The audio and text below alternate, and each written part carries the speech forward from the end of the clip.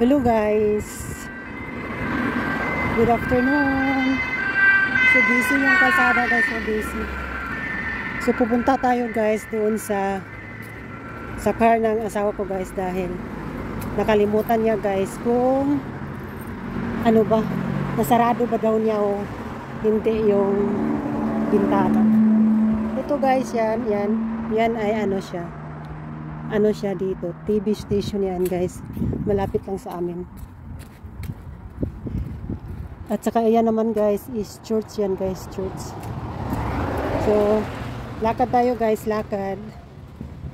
Malayo yung pinarkingan niya guys, dahil doon sa malapit sa amin guys, wala nang free na park plots na parking place, kasi ano na lahat, meron na lahat naka-parking.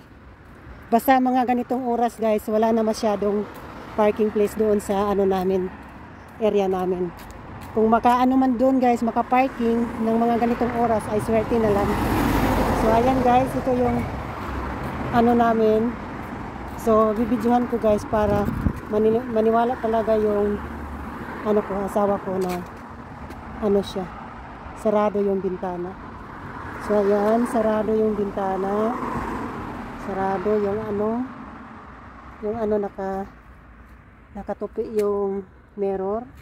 So dito naman guys ay ano natin, nakasarado din. Nakatsinilas lang ako guys, so kasi biglaan ba na paglabas. So ayan, so lahat ay okay. Sabi niya titingnan yung side ng area niya sa auto. So lahat is okay, nakasarado. Ayan, dito naman sa kabila guys, nakasarado din. So ayan, and then tingnan natin sa ano. Ayan, sarado din, sarado guys. So okay, sasabihin ko sa asawa ko na okay yung kotse, sarado siya.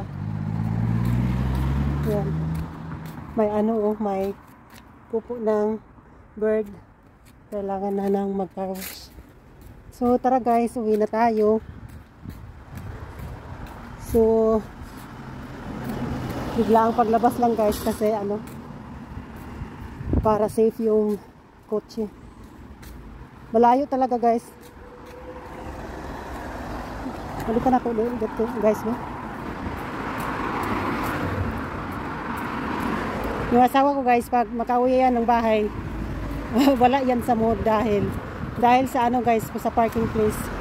So ayan, okay talaga. Okay. So ang ano guys, yung dulo noon guys na building, ano yan guys, TV station. So malabong yung kahoy guys, so grabe, hindi nila pinutol guys, parang forest yan guys. Pero okay din, kasi maganda tingnan yung ano, lugar na meron ding mga punong kahoy na kahit nasa syudad ba. So ayan, yan ang pangalan ng TV station namin dito, BR Bayrishe Ronfung ang pangalan. So ayan, salamat sa panonood ng video ko guys, thank you. So ito yung ano guys, ito yung center ng TV station guys. Ayan siya, ayan.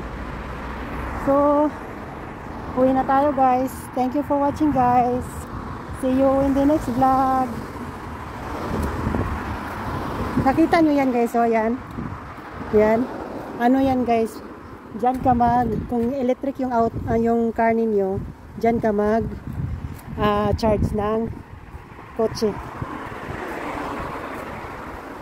So ang traffic light na ito guys dito, delikado dito guys, kasi yung ibang mga nag-drive na mga kotse guys, hindi sila nag-careful.